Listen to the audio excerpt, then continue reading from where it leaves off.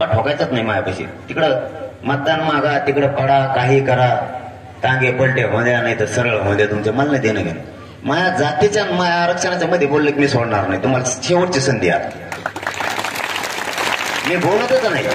तुम्हाला कोणी बोलायला सांगितलं? उपोषणाने भेटत नाही आणि तुमच्याकडे डोळे गेले का? चष्मा काढा ना. मिळाला ना. कोण म्हणतो उपोषणाने मिळालं नाही? 1.25 करोड मराठ्यांना आतापर्यंत आरक्षण मिळाले. आजही समिती काम करते. 10% सुद्धा मराठ्यांना मिळाले. सगळ्या मुलींना राज्यात आणि देशात शिक्षण मोफत केलंय. काय पाहिजे आणखी?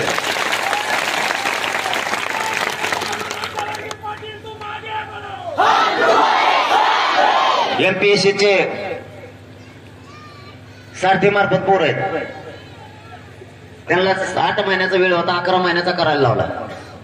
पोलीस भरती होती, त्याच्यात 10% पोरांना उपयोग करता येत नव्हता. तिला 15 दिवस पुढे ढकलेले. रात्री पुन्हा पोर आले. ते म्हणले आमचं तेवढ्यात काम नाही झालं, एक 2 दिवस वाढवा. पुन्हा शंभराचे देसाई साहेबांना रात्री फोन केला आणि त्यांना सांगितलं 4 दिवस काही करून वाढवा, नसता लाखो पोरांचा आमच्या मराठ्यांचं वाटोळ होईल. त्यांनी सांगितलं शनिवारी त्यांना पाठवून द्या, आम्ही आणखीन गृहमंत्र्यांना त्यांना पुढे बोलून टाकतो. कोण म्हणतो उपोषणाने मिळालं नाही? आणि तुम्ही कोण सांगणार आहे आम्हाला? आम्ही तुम्हाला बोललो का? कळत काय रांगावर घेतात? तुम्हाला एक संदेश देतो मी, सरळ सरळ सांगतो, इथून पुढे बोलायचं नाही.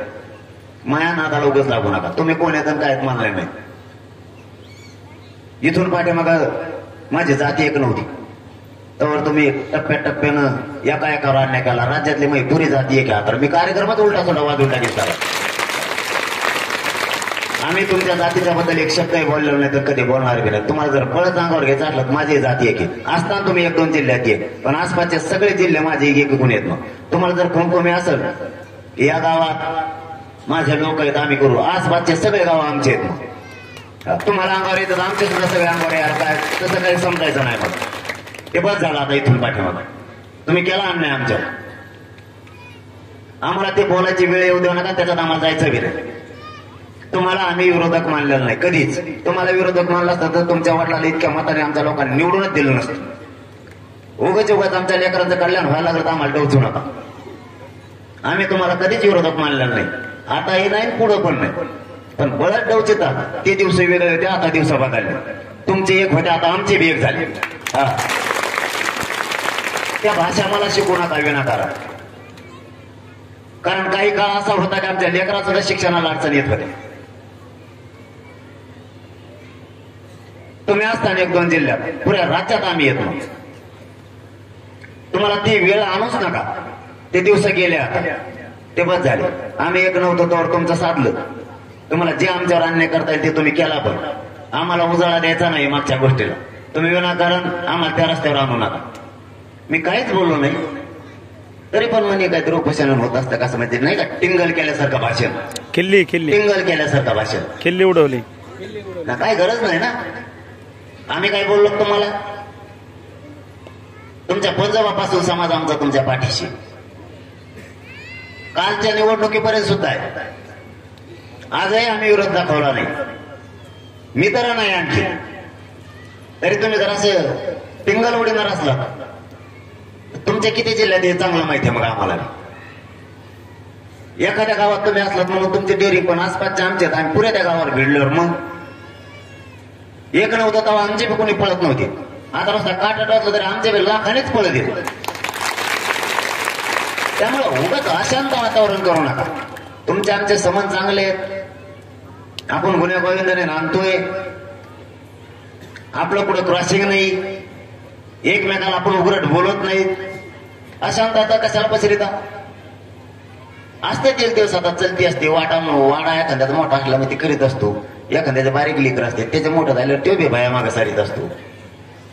दिवस बदलत येत. आता आमचे बदलले. आमचा समाज एक येत नव्हता, आता आलाय. तेव्हा बी कसा आलाय हे बी बघितलंय तुम्ही. मुंबईला कसा आलता, खाली डांबरीवर नाही बसला, बिल्डिंगवर जाऊन बसला. तेव्हा मला काय इतक्या गडबडीत मुख्यमंत्री मध्ये ते लोक वर कसं काय गेलं मला काय माहिती. हे 17व्या मजल्यावर गेले. इतके नमुनेबाजी वर जाऊन घोषणा देत होते.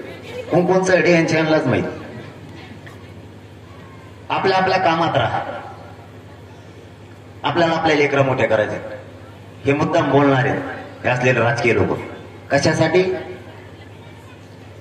आपलं ध्येयापासून आपण हटलो पाहिजे. मला ध्येयापासून हटवायचं हे सोडून द्या.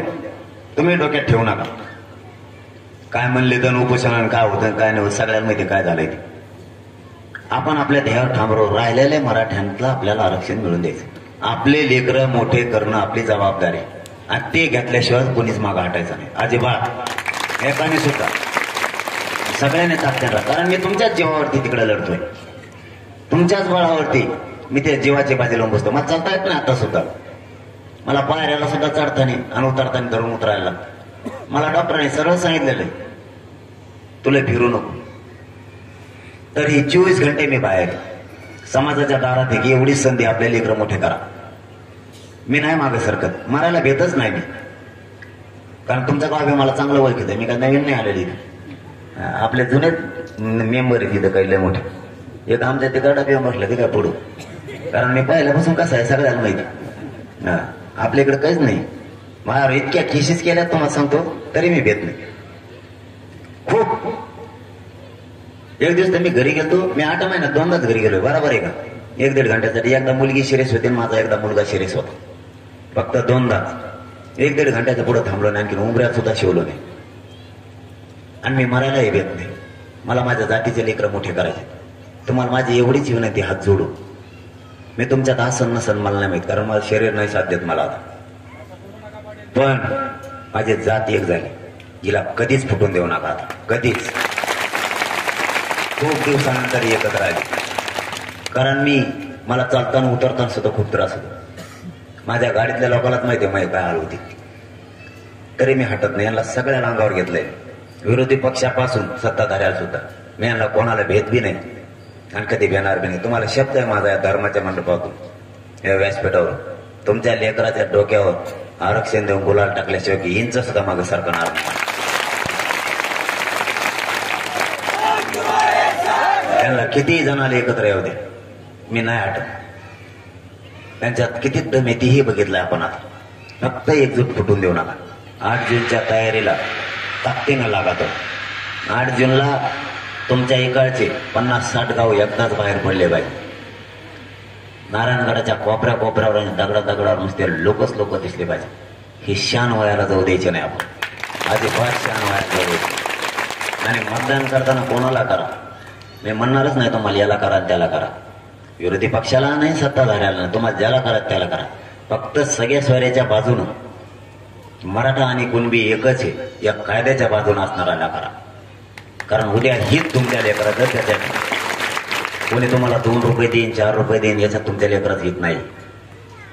आयुष्याचं घेण्यासाठी प्रयत्न करा. आणि ते आता मिळत आले त्याला करा. पण पाडताना असं पाडा. कोणाला पाडा हे म्हणत नाही यालाच पाडा. कारण मी ह्या निवडणुकीत नाही ना. त्याच्यामुळं मी पाहिजे होतो रे मग याला सांगितलं असता काचका.